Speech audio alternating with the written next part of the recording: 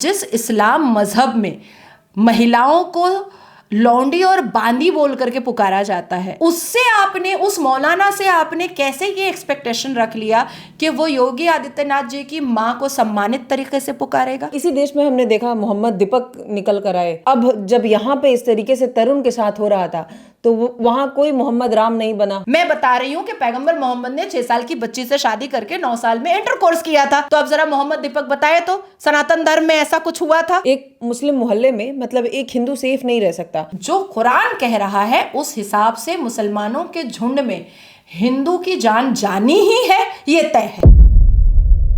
उत्तर प्रदेश सरकार पे भी आरोप लगता है कि योगी जी किसी की कानून की नहीं सुनते हैं, कोर्ट की नहीं सुनते हैं, सबको हाथ में लेके बैठे हैं, खुद ही चला रहे हैं।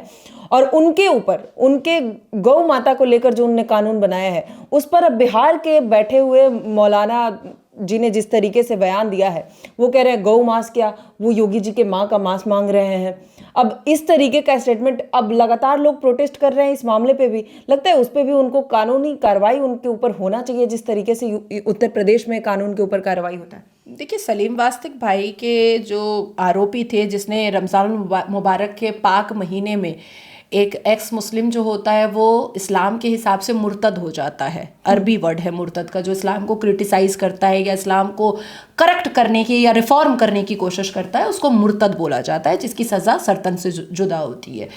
तो वो बिल्कुल अरेस्ट होता, बिल्कुल लॉकअप जाता अगर वो पुलिस को घायल ना करता, अगर पुलिस से मुठभेड़ ना करता, अगर भागने की कोशिश ना करता, तो वो अभी लॉकअप में होता। लेकिन वो भागने की कोशिश किया तो इसलिए पुलिस को गोली चलानी पड़ी। पुलिस के भी तो 3-4 अधिकारी जो है वो अभी हॉस्पिटल में है। हाँ। उनको भी तो गोली लगी है। हाँ। उनके बुलेट प्रूफ में छेद आया हुआ है भाई बुलेट का। हाँ। तो मुठभेड़ करोगे, किसी का तो एनकाउंटर तो होगा ही। पुलिस को तुम दौड़ाओगे तो एनकाउंटर तो होगा ही। पुलिस पर गोली चलाओगे तो एनकाउंटर तो होगा ही। अब आते हैं कि जिस मौलाना ने बैठ करके बिहार से योगी आदित्यनाथ जी की बुजुर्ग माता के पैर के गोश्त 250 ग्राम मांगा है, this is not फ्लैबरगास्टेड for me. ये शॉकिंग हो सकता है आप लोगों के लिए, मेरे लिए तो शॉकिंग नहीं है। इसलिए नहीं है कि उम्मा वाले और मोमिन और मोमिनात जिस पैगंबर मोहम्मद सल्लल्लाहु अलैहि वसल्लम को अपना आका बना करके उनको फॉलो करते हैं, उनके उसूलों पर चलते हैं, उस पैगंबर मोहम्मद सल्लल्लाहु अलैहि वसल्लम ने पूरे अल कुरान में, पूरे सही अल बुखारी में, पूरी हदीसों में अपनी माँ के प्रेम पर एक वर्ड नहीं बोला है, अपनी माँ के सम्मान में एक वर्ड नहीं बोला है।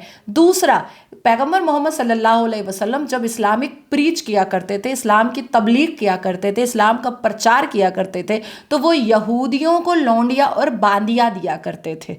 मतलब आप जो लड़की हैं ना, मैं आपको महिला बोलूँगी, बेटा बोलूँगी, पर जो कट्टर मुसलमान होते हैं, जो पैगंबर मोहम्मद को फॉलो करते हैं, वो आपको लौंडी बोलेंगे और आपको बांदी बनाने की कोशिश करेंगे। तो जिस इस्लाम मजहब में महिलाओं को लौंडी और बांदी बोल करके पुकारा जाता है, उससे आपने, उस मौलाना से आपने कैसे ये एक्सपेक्टेशन रख लिया कि वो योगी आदित्यनाथ जी की माँ को सम्मानित तरीके से पुकारेगा?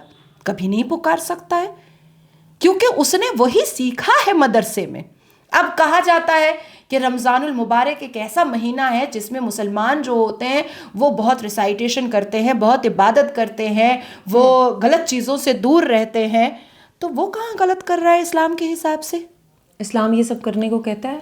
एक काफिर की माँ का गोश्त लेकर के आना 250 ग्राम, इससे तो वो पैगंबर मोहम्मद का अच्छा बंदा हो गया, अच्छा मोमिन हो गया। एक काफिर को मृत्यु दंड देना, ये तो एक अच्छे मुसलमान की निशानी हो गई। एक काफिर का सर तन से जुदा करना, ये तो एक अच्छे मुसलमान की निशानी हो गई।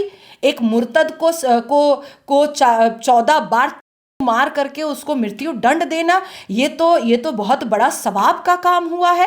रमज़ानुल मुबारक आपस में मुसलमानों में भाईचारगी होती है। एक मुसलमान दूसरे मुसलमान को गाली नहीं दे सकता। एक मुसलमान दूसरे मुसलमान से पूछेगा कि तुम्हारे घर में अफ्तारी बनी कि नहीं बनी, लेकिन एक मुसलमान किसी हिंदू से नहीं पूछेगा कि आपने खाना खाया कि नहीं खाया।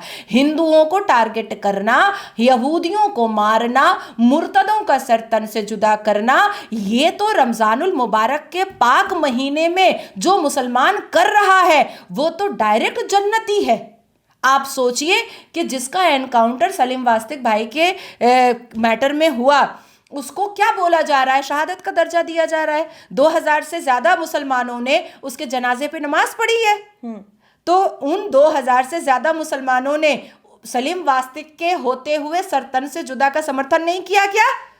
तो अब भी अगर आंखें नहीं खुल रही हैं हिंदुओं की, या अब भी अगर आंखें नहीं खुल रही है देश के सरकार की, तो कब आंखें खुलेंगी? जब हम सब मर जाएंगे तब?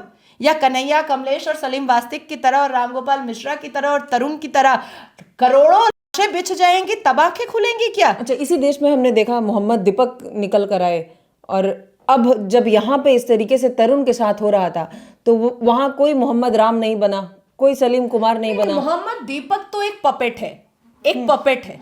मोहम्मद दीपक जिस तरीके से कुरान की कुरीतियां, इस्लाम की कुरीतियां, कुरान की आयतों को हम डिकोड करके बताते हैं, हदीस को हम डिकोड करके बताते हैं, सही अल बुखारी को हम डिकोड करके बताते हैं। अगर वो वाकई में हिंदू है और उसको पैगंबर मोहम्मद से इतनी मोहब्बत है कि उसने अपने नाम के आगे ही उसने मोहम्मद दीपक लगा दिया, तो वो श्रीमद् भगवत गीता को डिकोड करके बताए, अर्थवेद को, ऋग्वेद को वो डिकोड करके बताए, अध्याय और उच्चारणों को डिकोड करके बताए, जरा बताए ना।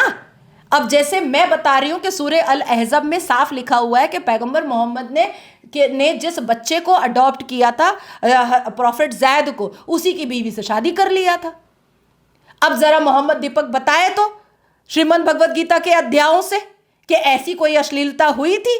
मैं बता रही हूं कि पैगंबर मोहम्मद ने 6 साल की बच्ची से शादी करके 9 साल में इंटरकोर्स किया था अम्मी आयशा के साथ। तो अब जरा मोहम्मद दीपक बताए तो सनातन धर्म में ऐसा कुछ हुआ था? तो ये जो मोहम्मद दीपक का कॉन्सेप्ट लाया गया था वो बेसिकली हम लोगों को चीट करके लाया गया था कि ये लोग सनातनी मुसलमान हैं। एक नया फिरका आ गया मुसलमानों में जो सनातन के पक्ष में बात करता है, जो संविधान के पक्ष में बात करता है, जो आराम से पूरे जोश के साथ और गौरव से जो वंदे मातरम बोलता है, भारत माता की जय बोलता है। कहीं ऐसा ना हो कि एक पूरा का पूरा गैदरिंग मुसलमानों का ऐसा निकल कर आ जाए, क्योंकि एक्स मुस्लिम बढ़ते ही चले जा रहे हैं। सलीम वास्तिक की घटना होने के बावजूद भी एक्स मुस्लिम बढ़ते चले जा रहे हैं। कोई डरे? नहीं डरेंगे। मुझे रोज धमकियां आ रही हैं, नहीं डरेंगे। तो इसलिए मोहम्मद दीपक को एक पपेट की तरह लेकर आया गया था। लेकिन आज बताइए, आज मोहम्मद दीपक का है? कहीं नजर आ रहा है? बिल्कुल नहीं। सिर्फ एक इंटरव्यू में उसका हिजाब उठा और वो जो छुपा है और उसको उसके आकाओं ने जो छुपने के लिए बोला है, तब से वो अंदर ही है। बिल्कुल। लेकिन इस तरीके से जैसे तरुण के साथ हुआ, एक मुस्लिम मोहल्ले में मतलब एक हिंदू सेफ नहीं रह सकता, वहां बचाने के लिए कोई नहीं आएगा, सब एक साथ मारने ही आएंगे। देखिए, मुसलमान मोहल्ले में अगर कोई हिंदू रहता है, संवैधानिक तरीके से रह ही सकता है। बिल्कुल, संविधान के आर्टिकल के तरीके से तो इक्वालिटी है ही है, रिलीजन का राइट है ही है। लेकिन जो कुरान कह रहा है उस हिसाब से मुसलमानों के झुंड में हिंदू की जान जानी ही है, ये तय है। कुरान कहता है ऐसा? हाँ, आराम से। अब वो नहीं मानेगा, वो कलमा नहीं पढ़ेगा ला इलाहा इल्लल्लाह मोहम्मद रसूलुल्लाह, तो क्या करेगा बेचारा मुसलमान?